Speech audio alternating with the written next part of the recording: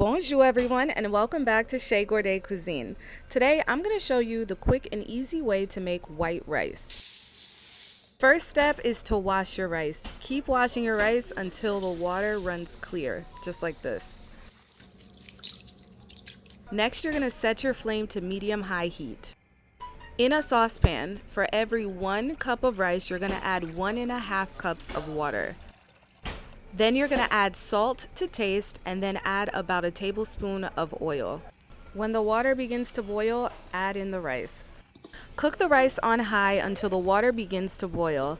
Once all of the water is absorbed, after about 10 minutes, you're going to lower the heat to a 2 to 3 setting and you're going to cover it and steam the rice for 20 to 25 minutes. Steaming for about 20 to 25 minutes, your rice is ready. Voila, you have beautiful, yummy, ready-to-eat white rice. For more videos like this, please like, comment, and subscribe. Bon appetit, everyone!